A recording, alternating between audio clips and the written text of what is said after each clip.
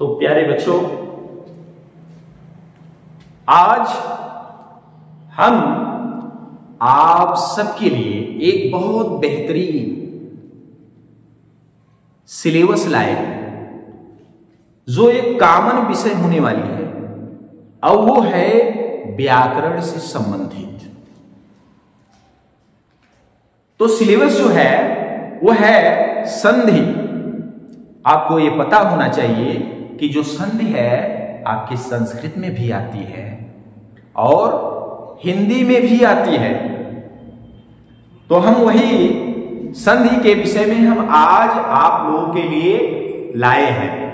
तो आइए हम देखते हैं सबसे पहले संधि क्या है, संधि की परिभाषा क्या है, संधि का तात्पर्य क्या है, संधि से क्या मतलब है।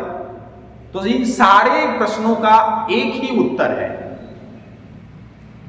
आइए उसी को हम आपको बोलते हुए और आपको एक्सप्लेन करते हुए श्यामपट्ट पे भी लिख देते हैं ताकि हमारी आवाज आप सुनिए, साथ साथ आप उसको इस श्यामपट्ट पर बोर्ड पर जो हम लिख रहे हैं उससे आप अपनी कॉपी में उतार भी लीजिए।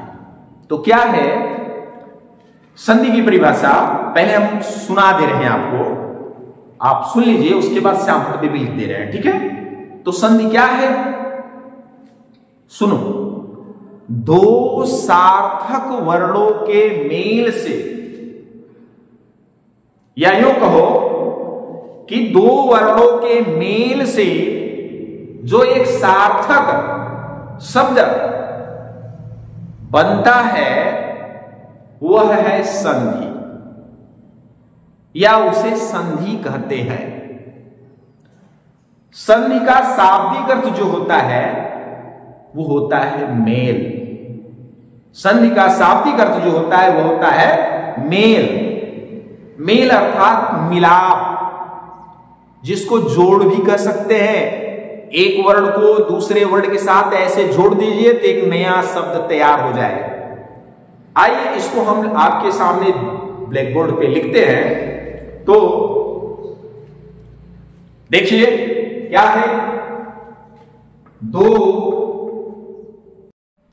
तो देखिए हमने आपको अभी बताया कि दो सार्थक वर्णों के मेल को संधि कहते हैं। जो हमने आपको सामने यहां हेडिंग डाला है संधि की परिभाषा, इसमें आपको हमने बताया कि संधि का पहले तो हमने शाब्दिक अर्थ व्यक्त किया है, उसको सुनिए। संधि का शाब्दिक अर्थ है मेल अर्थात मिलाप। अब इसकी परिभाषा की बात करें तो परिभाषा आपका बनता है अर्थात दो सार्थक वर्णों के मेल को संधि कहते हैं। क्या है? दो सार्थक वर्णों के मेल को संधि कहते हैं। तो अगली हेडिंग, ये तो डिफिनेशन रही, परिभाषा हुई, अगली हेडिंग डालते हैं संधि के प्रकार। क्या है? संधि के प्रकार। संधि तीन प्रकार की होती है। कितने? संधि तीन प्रकार की होती है। संधि तीन प्रकार की होती है। पहला क्या है देखिए, स्वर संधि। दूसरा व्यंजन संधि। तीसरा विसर्ग संधि। विसर्ग, कौन सा? विसर्ग संधि। ये हो गए आपके संधि के तीन प्रकार। अब हम प्रत्येक संधियों के विषय में अलग अलग प्रकार, इसके अंतर्गत आने वाले संधियों के नाम और इनकी परिभाषाओं को देखेंगे। तो चलते हैं संधि के प्रकार में। पहली संधि स्वर संधि की तरफ, यानी स्वर संधि क्या है, स्वर संधि किसे कहते हैं और स्वर संधि के कितने प्रकार होते हैं। तो आइए हम स्वर संधि की तरफ चलते हैं। इनमें पहला डालते हैं स्वर संधि। स्वर संधि आपसे परिभाषित करना, मतलब कोई भी एक टीचर अध्यापक करवा सकता है कि संधि में स्वर संधि किसे कहते हैं। तो स्वर संधि की परिभाषा आप देते हुए कह सकते हैं कि स्वर वर्णों के साथ यदि स्वर वर्ण का मेल हो तो उससे जो परिवर्तन या विकार उत्पन्न होता है वो स्वर संधि कहलाती है। छोटे में बोलना है तो बोलिए कि स्वर वर्णों के साथ स्वर वर्ण के मेल को स्वर संधि कहते हैं। बस इतना बोल दीजिए। तो आप लिखिए स्वर वर्णों के साथ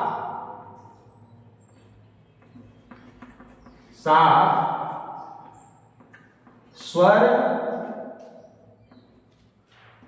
वर्णों के मेल को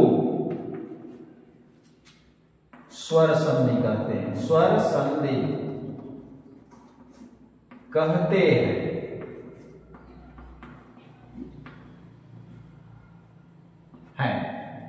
ये हो गई स्वर संधि की परिभाषा। अब हम स्वर संधि के एक आध एग्जाम्पल देख लेते हैं कि आपको कैसे पता चलता है कि स्वर के साथ स्वर कैसे मिल रहा है।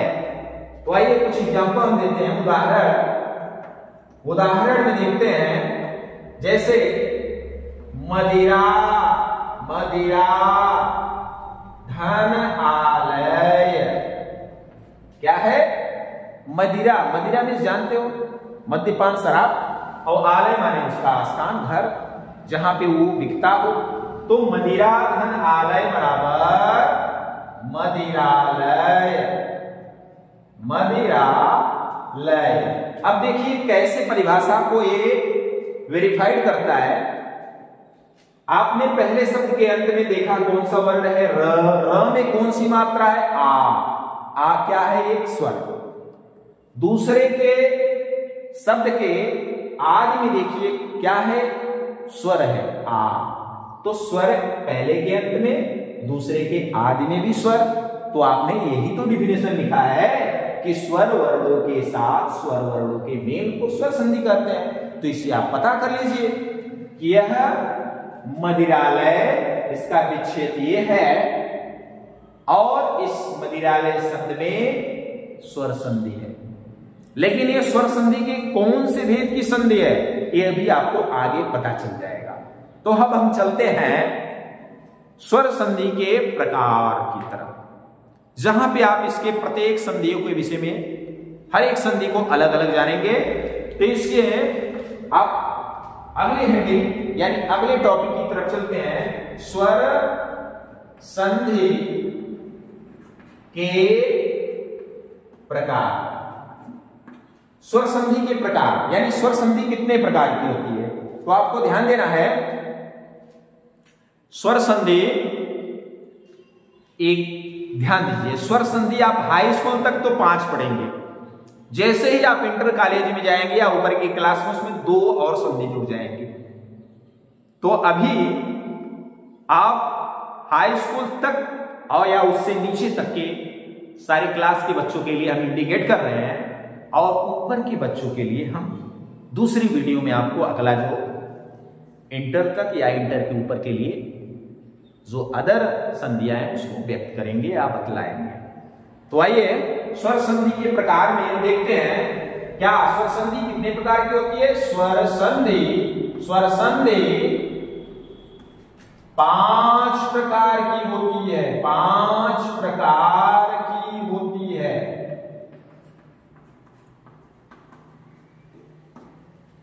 आइए अब इन 5 प्रकारों के एक एक करके नाम हम आपको इंडिकेट कर रहे हैं। तो उसमें देखेंगे वो 5 प्रकार कौन कौन से हैं।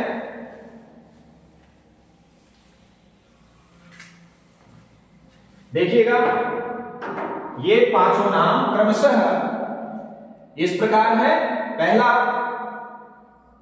दीर्घ संधि, दीर्घ संधि। दूसरा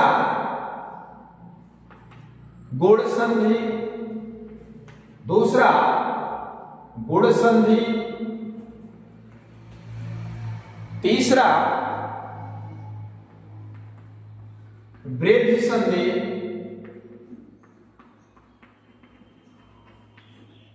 चौथा यण संधि और पांचवा अयादि संधि। अयादि संधि। तो ये हो गए आपके पांचों स्वर संधि के प्रकार।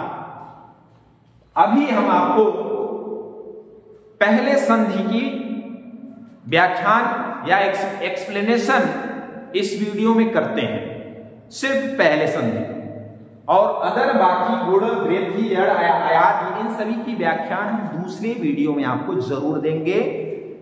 आप इस वीडियो में सिर्फ पहले संधि अर्थात दीर्घ संधि की व्याख्यान देखेंगे और उसको बड़े ध्यान से सुनेंगे।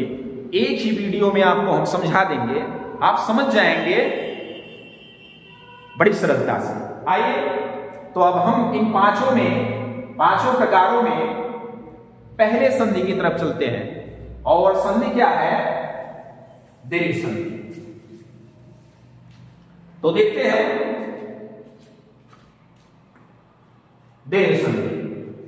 एक चीज हम आपको बताना चाहेंगे कि हमने आपको बताया ये कॉमन सब्जेक्ट में विषय या सिलेबस के रूप में आप कर सकते हैं, क्योंकि जो संधि है वो संस्कृत और हिंदी दोनों में आती है। तो इसमें हम हिंदी के साथ साथ थोड़ा संस्कृत का मेल भी कराते हुए आपको चलते हैं, ताकि दोनों काम एक साथ हो जाए। तो आइए संस्कृत को भी जान लेते हैं इसी साथ। तो हम एक दीर्घ संधि का एक संस्कृत में सूत्र दे देते हैं। अकह सवर्णे दीर्घ। ये हो गई संस्कृत सूत्र। इसी सूत्र मात्र से आप इसकी परिभाषा को व्यक्त कर सकते हैं, या इतना बोल देने से इस दीर्घ संधि एक्सप्लेन हो चुकी है। लेकिन आपको अभी हम और ओपन करके समझाते हैं। यहां पे अक है, अकह यानी अक प्रत्याहार हमने आपको पढ़ाया है अब इससे पहले के वीडियो में कि अक प्रत्याहार के अंतर्गत आने वाले वर्ण जो हैं वो अगर किसी शब्द में आते हैं और उसी के सवर्णे, उसी के समान, उससे जो दूसरा वर्ण इसके साथ आके जुड़ता है, तो इन दोनों के मिलने से दीर्घ बन जाता है। वो कैसे? आइए देखते हैं, आप बहुत अच्छे ढंग से समझ सकते हैं। तो पहले हम इसकी परिभाषा समझा दे रहे हैं। दीर्घ संधि है क्या, कैसे, किसे कहते हैं? तो सुनिए, ये है ह्रस्व, जिसको लिखते तो ह्रस्व लेकिन पढ़ते हैं ह्रस्व है। ह्रस्व या दीर्घ, ह्रस्व या दीर्घ यानी लघु या दीर्घ। अ ई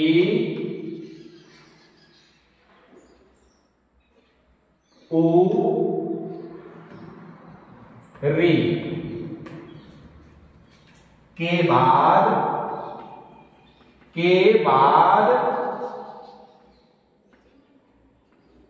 ह्रस्व या दीर्घ, ह्रस्व या दीर्घ यही वर्ण अ ई उ री आए तो दोनों मिलकर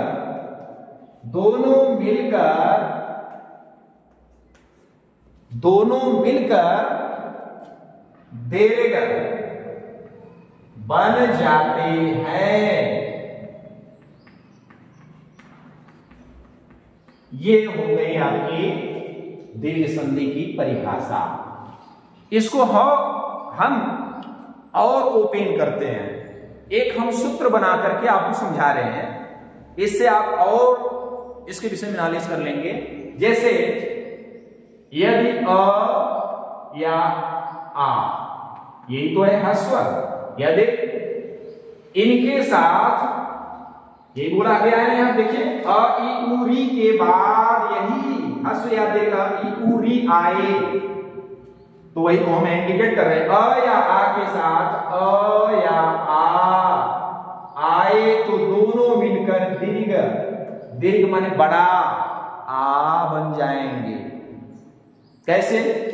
मान लीजिए अ के साथ अ जुड़ा है तो दोनों वर्ण मिलेंगे और आ बन जाएंगे। समझ में आया? इसी तरह अगर आ के साथ अ जुड़ता है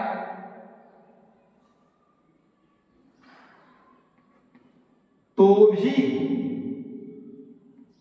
भी आ ही होगा। ये चार टाइप से, चार प्रकार से बन सकते हैं। अगला तो देखिए, आ के साथ अ जुड़ता है तो आ बनेगा, और आ के साथ आ जुड़ेगा तो भी आ बनेगा। तो इस तरीके से आप देख सकते हैं चार बन चुका, चार पेयर चार तरह से बन चुके हैं संधि के, कि हम इस चार तरह से, जैसे अ के साथ अ मिला आ बना, अ के साथ आ मिला तो आ बना, आ के साथ अ मिला तो आ बना, आ के साथ आ मिला तो आ बना। कितने टाइप हुए टोटल? चार। इसी तरह आप ऊपर दिए गए चारों स्वर से आप ध्यान रखिए, आप चार प्रकार के सूत्र बना सकते हैं और चार प्रकार के संधि से विच्छेद संधि कर सकते हैं। जैसे कि आगे क्या है, ई तो छोटी हो या बड़ी, इसके साथ छोटी या बड़ी आए तो दोनों मिलकर बड़ी बन जाएंगे। कहा गया है दीर्घ हो जाएगा ना, तो उसी के अनुसार आता है। उ तो छोटा हो है या बड़ा हो, इसके साथ छोटा हो या बड़ा हुआ है तो दोनों मिलकर बड़ा हो बन जाएंगे। लास्ट बचता है री। री भी पहले दो हुआ करती थी, ऋग्वैदिक काल में पहले दो हुआ करती थी। जैसे एक ये इस टाइप का री बनता था और दूसरा इस टाइप का री डबल बनता था। देख सकते हैं इसी को डबल कर दिया जाता था, लेकिन इसका यूज न होने के कारण, इसका प्रयोग न होने के कारण ये आज इसको हम निकाल दिए हैं, अर्थात इसको यूज नहीं करते हैं हिंदी या संस्कृत में। तो हमारा री यही होगा, इस री के साथ री का मेल होगा तो भी री ही बनेगा। अब तो बड़ा री तो रह नहीं गया तो सिर्फ री ही बनेगा। इस तरीके से ये सूत्र है और इन सूत्रों से आप इसके विच्छेद और संधि को और बेहतरीन ढंग से जान सकते हैं। आइए देखते हैं इसकी एग्जाम्पल को, कुछ और एग्जाम्पल को, और तब आपको और बेहतरीन से ढंग से आ जाएगा। क्या है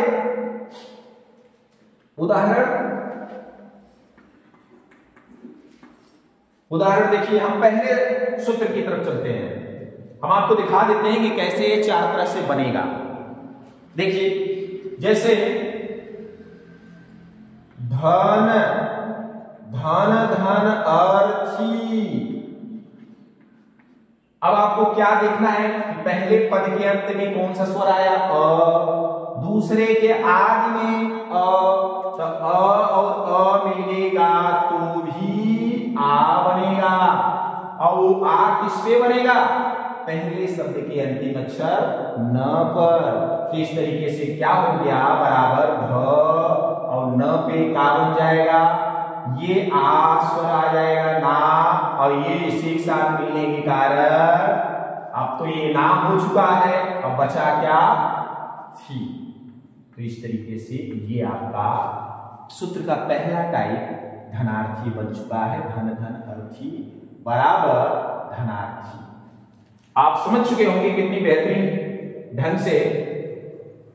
इसके बाद भी अगर आपको नहीं समझ में आता है तो आप कमेंट में हमें आप व्यक्त करेंगे, तो हम पुनः आपको व्यक्त करने की कोशिश करेंगे। आइए हम इसके चारों टाइप्स को देख लेते हैं जल्दी जल्दी। हाँ, जैसे विद्या, विद्या धन आलय, विद्या धन आलय बराबर विद्यालय, विद्यालय। इसमें आप क्या देखते हैं, इसमें आ आया है और इसमें भी आया है, आ और आ भी मिलेगा तो भी हमने कहा था आ ही बनेगा। अगला देख लेते हैं,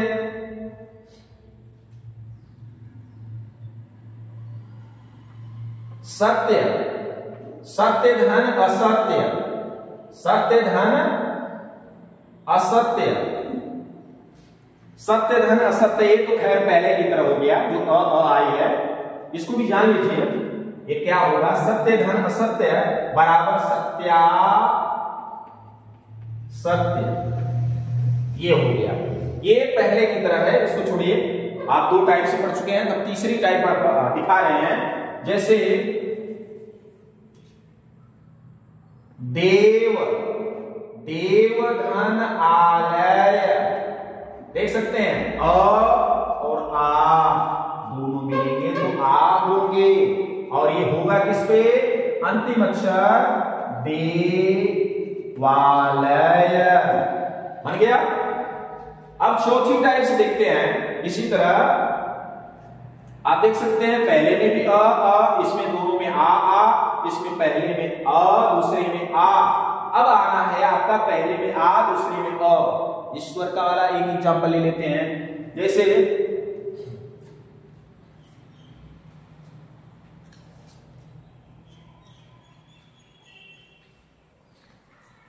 देखते हैं, चलिए ये देखते हैं। तीन एग्जांपल आपने देख लिया। चौथा क्या है, देव धन आलय देवालय, ये तीसरा तक था। चौथा हमने आपको बताया अभी, विद्या धन अर्थी, विद्यार्थी। देखिए पहले में आ आया, दूसरे में अ, तो ये आ और अ मिलकर आ बना। ये द्या पे द अब यह है द्या, इसी पे बना। आपको हमेशा इन स्वरों का जो योग हो रहा है, ये जो स्वर बन रहे हैं दीर्घ आ ई उ री, ये पहले शब्द के अंतिम अक्षर पे ही जोड़ना है, ध्यान रखिए।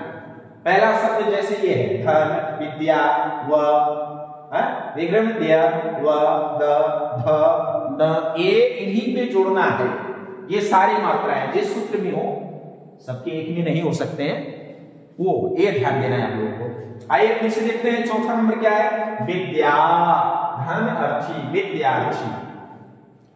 अब इस तरीके से चार प्रकार बन गए, किसके, अ के, ह्रस्व या दीर्घ अ के। अब हम चलते हैं ई के भी, इसके भी चार प्रकार बन सकते हैं। ऊ के भी चार टाइप्स बन सकते हैं।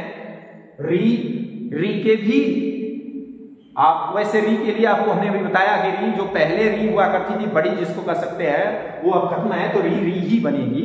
उसकी एग्जाम्पल एक दो आपको हो सकता है बना दिया जाए। तो आइए देखते हैं। ई के बहुत ज्यादा वीडियो बड़ी होने के कारण हम आपको एग्जाम्पल बहुत दो तीन करके छोटा छोटा करके दे रहे हैं। बाकी अदर एग्जाम्पल अगर जिस बच्चे को चाहिए, जिस कॉम्पिटिटिव बच्चों को चाहिए, वो इस वीडियो में कमेंट जरूर करना, और हम 1 2 10 20 नहीं 50 एग्जाम्पल हम इस पे आपको जरूर देंगे।